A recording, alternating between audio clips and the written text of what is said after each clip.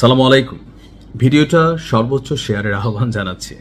তো অনেকেই ভয় পাচ্ছেন যে ভাই কি জানি ঘটে, আল্লাহ জানে কপালে কি আছে ইরানের। বাট আমি বিষয়টাকে এইভাবে দেখছি না, আমি দেখছি ভিন্নভাবে। যে ঢুকছো তো সোজা, মানে ছোটবেলায় বাংলা সিনেমা দেখতাম, তো দেখা যেত যে নায়ক জসিম বা মান্না, তো তারা করতো কি ভালো ছেলে থেকে কোনো না কোনো কারণে সন্ত্রাসী হয়ে যেত। তো নায়িকা থাকতো একটা, আয়শা জ্ঞান ট্যান দিত।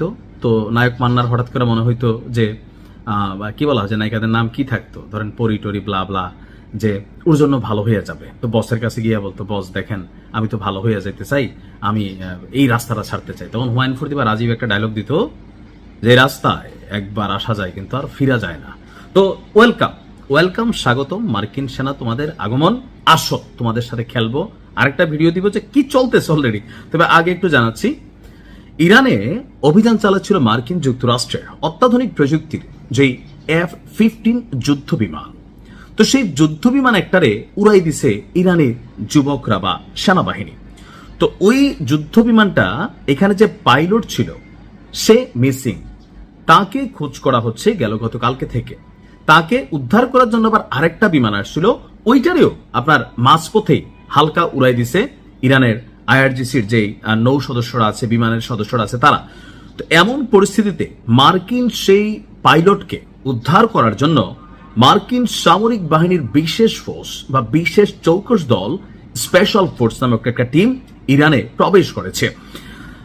তথ্য বলছে যে রাতে এই দেশটিতে আপনার গতকালকে মানে আজকে রাতেই প্রবেশ করেছে।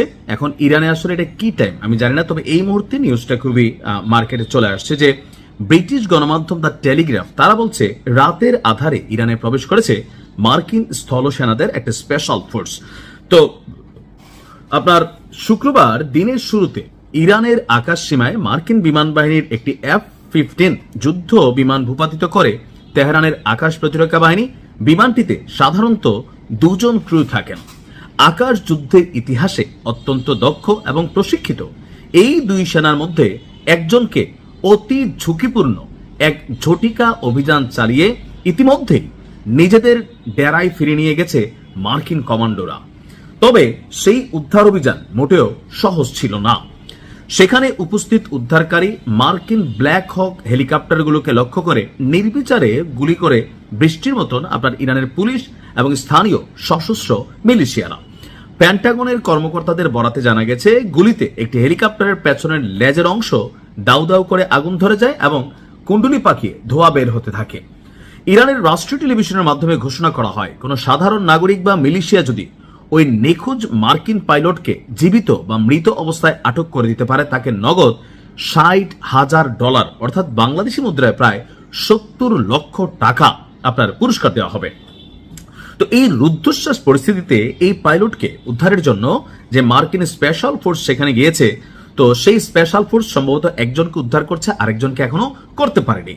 ট্রাম্প বলছে যে এ বিষয়ে আমি এখন পর্যন্ত কোনো মন্তব্য করতে পারছি না, কারণ আমরা আশা করছি তেমন খারাপ কিছু ঘটবে না। কিন্তু ভাতিজা, খারাপ ঘটবে না ভালো ঘটবে, আজকে সারাদিন দেখতে থাকেন। তো এখানে আসলে স্পেশাল ফোর্সের আমার ধারণা 2 থেকে 300 সেনা হতে পারে, 1 থেকে 200 সেনা, তবে সংখ্যাটা কত আপনার এটা কিন্তু এখনো সামনে আসেনি।